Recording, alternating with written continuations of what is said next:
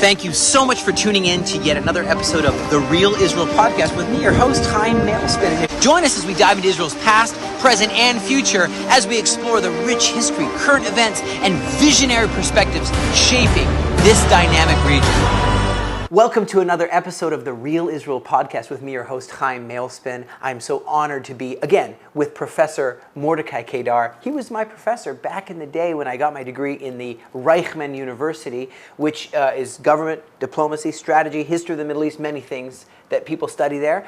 And he is what's called an Arabist by some. I don't know if he likes that term, Arabist, because he's a Jewish, Hebrew-speaking, grew up speaking Yiddish, but he studied Arabic and studied the Quran, studied a whole ton of books, and actually is a wise counselor on what to do in these times, and a strategist on the region we live in, which again is multiple families, hamulot, multiple warlords. That's just the way of things here. Warlords and clans. Clan leaders. Clan leaders. And we want to jump right into, we've had this war with Iran, which who would have ever thought we'd be at war with Iran? Who would have ever thought, what? I mean, well, you thought it, maybe, but the regular people thought, no way we would ever be at war with Iran. They're huge, 85 or 90 million people. Here we are, 7 million Jewish people, 9 million total in this country, and with the Arabs. Now, I wanted to ask you this about the Iranian Revolution 2.0. 1979, there was a man who kicked out the Shah, who was a very Western friend. There was a pipeline to Ashkelon of oil or gas, something, petrol, with oil coming to Ashkelon, and the Shah and his wife was very Western. She would bathe in milk, and she was friends with Jackie. She was friends with close with the American presidents, and a very Western ruler. But you have this guy, Ayatollah Khomeini, who says, no, we got to go back to the golden age of Islam, whatever that's supposed to be. And then they ended up kicking out the Shah or killing him, or they kicked him out, and he died a little bit later. He died later, but he had a son. His son is named Reza Pahlavi.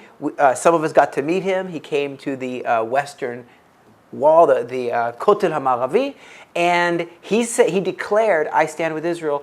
If you have a revolution, I will come in. He just did a publication, very big, saying, I want you to bring me back and do a revolution, and people arise. I just want to start out by just saying that there have been a lot of women in Iran that have been rising up. Women, like Esther. I think of like Esther, but Persian women. Do you know that Esther wasn't alone? The women fasted and prayed with her. The Persian women, her handmaidens, prayed and fasted before she went before the king, and saved all of us, or else we might not be around. Israel might not be here, if it wasn't for her. So Masha Amini, she's a 22-year-old Kurdish, because there's Kurdish people there as well, and she was held and beaten. And you have Nika Shakaramani, 16-year-old girl, disappeared in a protest, beaten with blunt instruments until death. This is by this government. So we, the Western peoples, including Israel, think this looks like a very brutal dictatorship. When you think of them just trying to say, we don't want the morality police to make sure we have our niqab, our burqa, our hijab, and the guys have to wear the jalabiya, I guess. You have Hadith Najfani, 22-year-old woman in Karaj, and she was a symbol of the resistance. She was she had her hair down. That went viral. Put her hair down, and then I think she was even doing this. Some of these videos killed. Munu Majdi. There's many. Atife Namani, 37-year-old. Her body was found with signs of torture. Azra Pahani, 15-year-old, and so died after being beaten to death. There's many more we could go into, but my question to you is, the son of the Shah, a potential revolution, a bringing together of these factions, these clans of Iran. Is it possible, you think, for a friendly regime to arise and topple this dictatorship? Do they want it? Just to speak about facts, there are hundreds of opposition organizations, both inside Iran and outside. Those who are inside are very quiet, because if they are caught, they will be murdered by the regime. But there are people, armed people in Iran, in various, especially in the ethnic minorities, like the Arabs, the Kurds, maybe the Turkmens as well, the Baluchis. Baluchis have, inside Iran, they have a big organization named Jaish al-Adil, means the army of justice. Okay. This is how they call themselves. And they are armed, they are dangerous. Once in a while, they attack bases of the army, the Iranian army, or the IRGC, or the Basij. So, and the Baluchis and the Kurdish as well.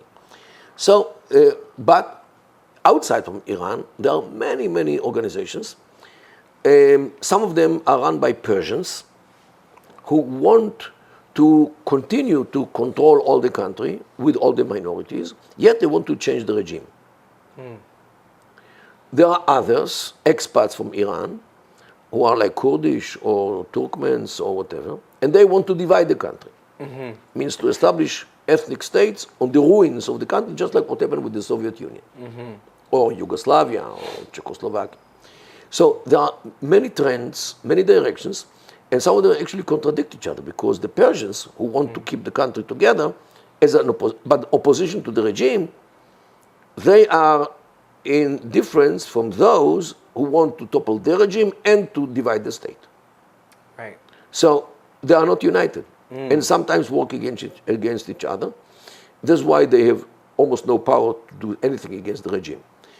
Another problem with these organizations, that the regime succeeded to penetrate them, means implanted its own people within these organizations, make face as if they are with the organization while they are reporting to the IRGC or to whoever sent them about what happens here, what the activities, what they want, what they publish, all these things, who are the activists.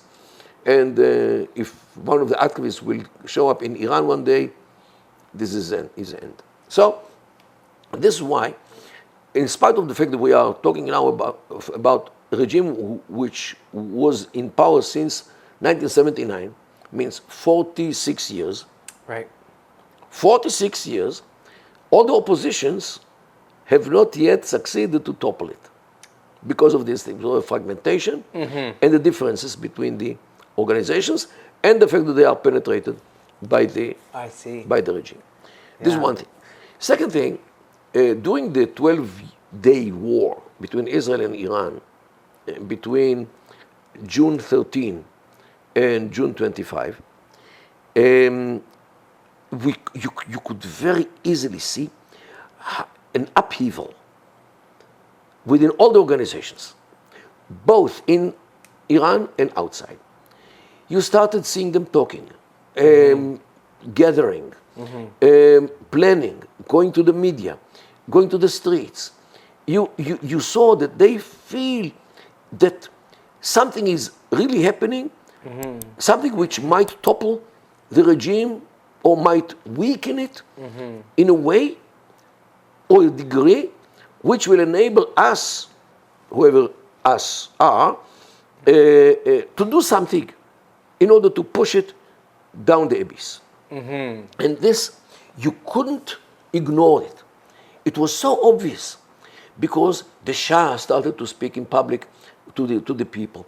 And others who are against the Shah, do not want the Shah, or don't believe in the Shah. There are many of those as well. So every organization did something, a gathering, a demonstration, some, in the social media, activated. Many of them felt that something here big is happening, something which never happened since 1979. True. Yeah, there are Christians However, also. the fact that the war was stopped by Trump actually put them all back, returned them to the bottle. I don't know why Trump decided to finish the war at that point. Yeah, he said he didn't want it to turn into Libya. I think was a quote he said. I don't want to turn that's Iran to Libya. That's exactly what he was afraid, that the regime will collapse. There is no other alternative as it is now. And the country will sink into a bloodbath between everybody and everybody, between the remnants of the regime against all the others which toppled it, between groups. Yeah. between ideologies, between organizations, between all kinds of people, in addition to personal problems. He hit me, or he did something to me, or he did something, I'm going to kill him because there's lawlessness. Right. And the United States doesn't need another lawlessness after what happened in Afghanistan, which brought very bad image to the United States, and what happened in Iraq, which also the Americans did not like at all. So, in order to avoid the sinking of the country, of Iran, into lawlessness and chaos, he stopped the war. Because he understood that if it continues some few more days, it might happen. Right. In my humble view, it was a big mistake. Because when you have something bad, first of all, you have to get rid of it. First of all, you have to get rid of it because this regime is vicious, kills women for what? For not wearing or for a curl which came out from the chador. What is this? And not to mention the fact that this regime is hanging in the streets with cranes, people who are political activists. Right. Today, as we speak, there are something between 50,000 and 70,000 political prisoners in Iran. Right. And Israel bombed a prison, the Amin, I forgot the Evin. name. Yeah. What is it? Evin. Evin prison, and bombed it in order to let them loose, which is such a strategic, interesting. Hundreds of prisoners ran away. Right. So what did the Iranians do? They chained them to each other. So if they don't run together, they cannot go. Ah, I see. Okay. It's amazing to think that this is a time. Do you think that this man, Reza Pahlavi, the son of the Shah, has enough unifying presence? Well, it depends whom you ask. If you ask those, his, let's say, supporters, they'll tell you he's the only one who can do something. He's the only one which is trusted. He's the only one who has at least the aura above his head of a leadership. He doesn't have to build it. It is almost built in because he's the son of the Shah. And he is the only one, at least temporarily, the man who will stabilize the system and prepare it for democratic elections and so forth. This is what his supporters say. His opponents, by the way, many of them are Persians, let alone the others. Right. His opponents say the man does not fit. Personally, he doesn't fit. His father was, a natural leader or ruler because of his personality. This man is weak. This man the only thing which he wants is dolce vita, sweet life in the United States. He is living there for dozens of years. He doesn't want to mess with Iran, with all kinds of minorities and trends, let alone fight the old regime, which he will have to deal with. You cannot let them be around the country because they might come back to power. So, and he doesn't have the motivation to go to this very, very complicated country named Iran because why bother? Right. That's two sides of the coin. One is he strong enough? The other side is does he want to? And then is the supreme leader really the supreme? This is a big question I've always had. Is the supreme leader really, does he have supreme power? Like he's 80 something years old. Let's just say it was a different one. Let's say it was a younger person. Does that person have... He looks healthy. He looks cogent. He looks pretty healthy. But not even just about his cognitive ability, but just the position as supreme leader. What can he do anything he wants? Like, is it really all powerful, or if he was taken out, will the system still remain strong? It all depends on the people under him. He by himself cannot go and disperse the demonstration.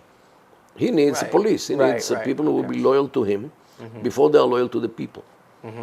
And I'm not sure that he will succeed to build such a thing. Right. Because it means dictatorship. Right. That's true.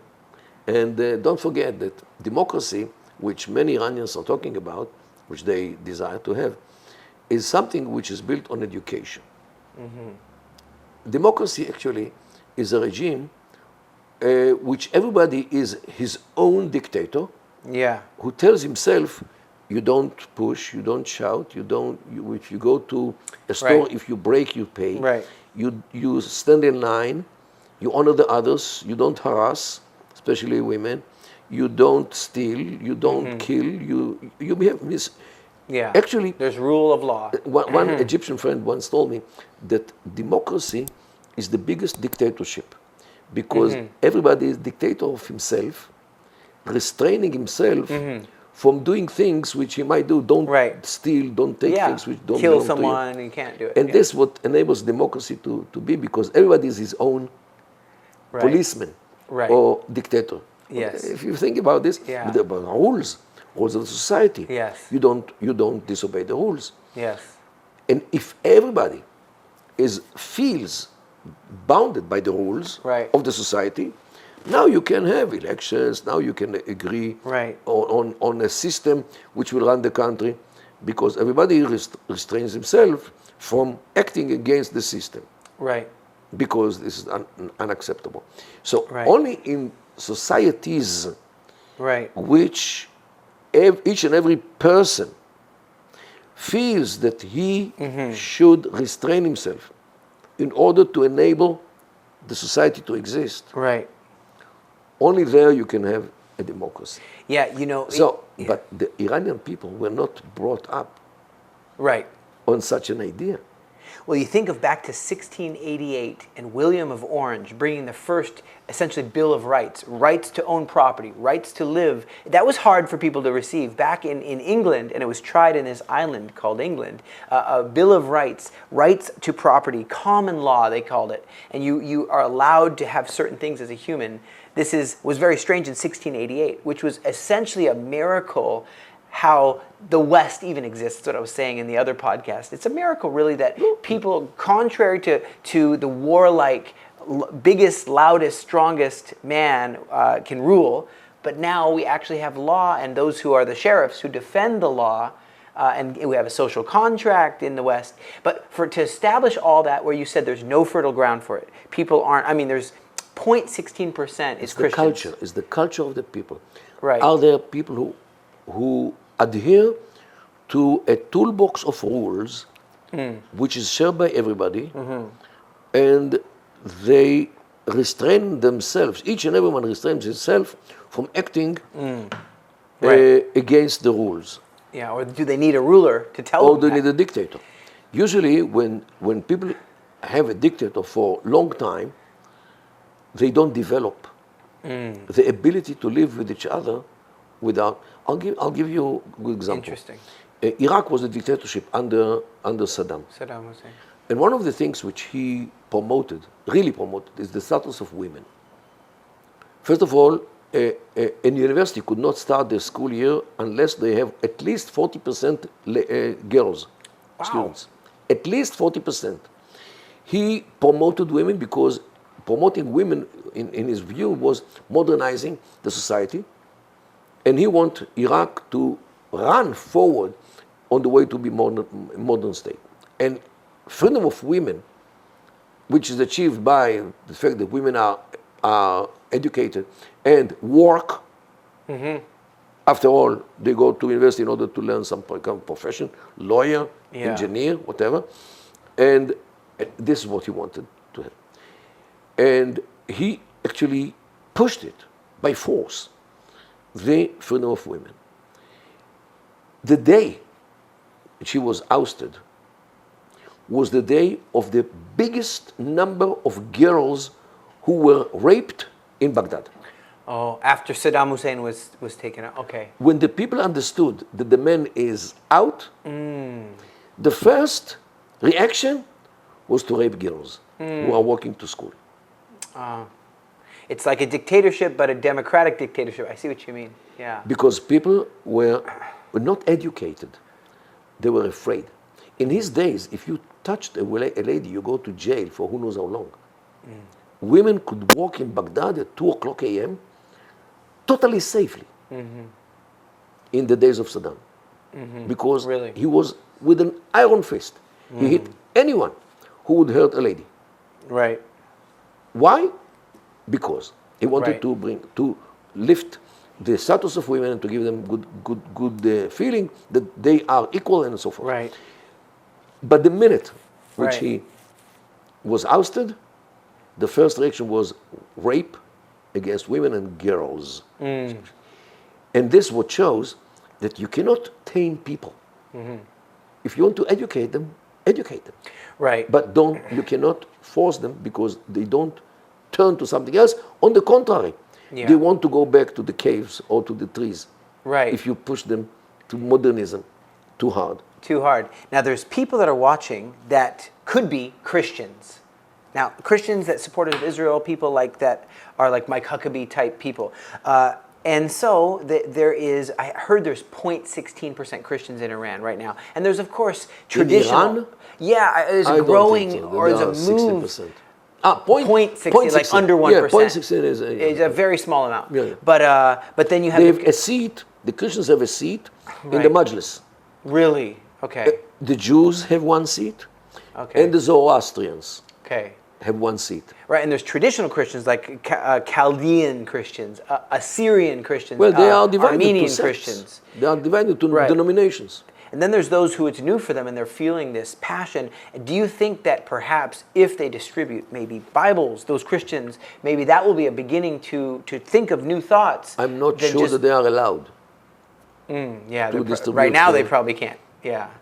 No, under the Islamic rules, a Christian cannot propagate Christianity. Okay, right, I see. So my real thought is if the people don't rise up, there's no choice. I heard a report from someone wrote a letter saying we dreamed, just like you said, we dreamed that Trump and Israel would continue the war so that we could be able to use that opportunity to really make a revolution. We're not strong enough. We don't have enough guns. We can't do it without Israel continuing. Maybe that's why Israel says they want to continue now to strike Iran, maybe because they believe a regime change could happen if they do. Israel also did not put the regime change as one of the goals or one of the objectives of the war. Right. Apparently, because Israel also is aware of the problem with chaos. And don't forget, we have very bad experience about this in Lebanon. Right. In 1982, we invaded Lebanon because of the Fatah land and the Katyusha rockets and so forth. Right. And many of the Israeli politicians, I think Sharon as well, and others, spoke about a regime change, Seder Chadash, a new order in Lebanon. Right. Okay, we failed because you cannot engineer societies, Right. especially from the outside, especially if you are thinking like an Israeli or an American. You must think as the Middle Easterner in order to bring any change to Middle Eastern societies. And it cannot work from one day to the following day. It does, or even week, or months, or even years. It takes generations until you change culture of people. Right. But you got to take a journey of 1,000 miles starts with one step. So before we end, I'd like to ask if you wouldn't mind addressing the viewers, people around the world who care about Israel, who want to see us survive. How can they pray? What can we do? Because there's problems if Ali Khamenei is taken out. There's problems if the whole government is changed. There's problems if the Shah would come in. There's always problems. But what can we hope for? What direction can we hope for the future so we don't return to the same exact scenario? Oh, and lastly, full victory for Israel is what everyone wants here. Full victory for Israel, which means Hamas saying that the cavalry is not coming, no help is coming. For Hezbollah, hey, no help is coming through Syria. There's no Shiite corridor. If anything, there's going to be Abraham Accords. And then for the Houthis to say, no more missiles are coming. We're on our own. Well, there are some rumors today that during the coming maybe days, if not days, weeks, there will be some kind of an agreement between Israel and Syria. Yes. And Jolani agreed to A, B, and C. I have no idea if this is correct or not. Yes. But these are the rumors which we see in the social media. Yes. Look, what I think is that Israel should be seen as the epicenter of God's will in the world. This means the existence of Israel which is based on the returning of Jews to their homeland, to their ancestral homeland, and reconstructing the Jewish people out of communities which were dispersed and divided, to reunite on our forefathers' land, of course with the support of the world, and especially the Christian world. And don't forget, Balfour. Yeah. In 1917, we gave the Balfour Declaration. He was an evangelical Christian. That's right. Yeah. It's amazing. And Trump, who moved the embassy to Jerusalem, he was supported by the evangelical circles in the United States. That's correct. John Hagee and others. So this is what I mean by cooperation of the Jewish world and the Christian world in order to restore the ancient situation where Jewish people live on their land and Muslims live in their countries and leave the Jews and the Christians alone. If this is achieved and nation lives by nation peacefully, this actually will be the fulfillment of the prophecy of Yeshayahu, V'gar ze'ev im keves, v'namer im gdi irbatz. Right. The lion will lay down with the lion with the kid, and the wolf with the lamb. Yes. Even peace will be even within the livestock.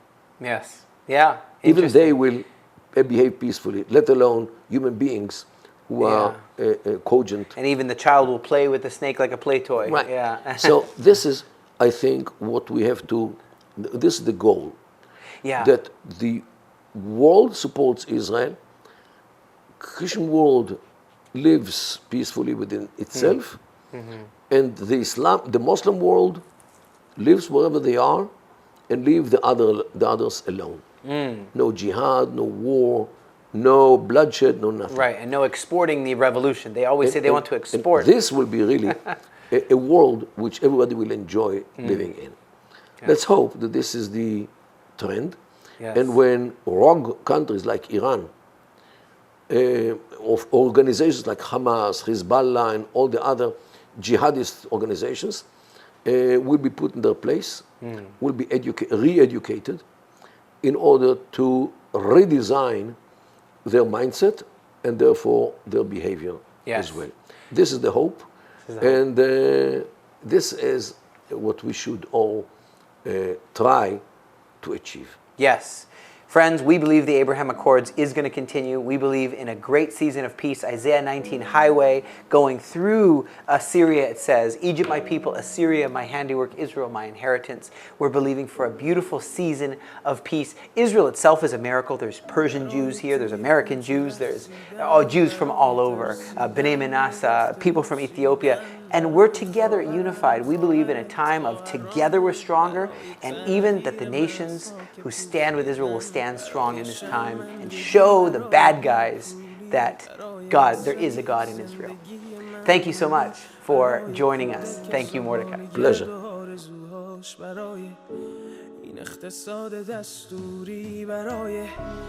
این هوای آلوده برای ولیعصر و درختای فرسوده برای پیروز و احتمال انقراضش برای سگهای بیگناه ممنوعه برای گریه های بیوقفه برای تصویر تکرار این لحظه برای چهره ای که میخنده برای دانش آموزا برای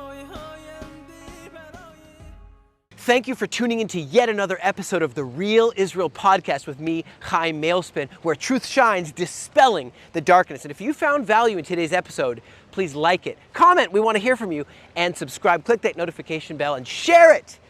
Join the conversation and be a truth speaker for Israel.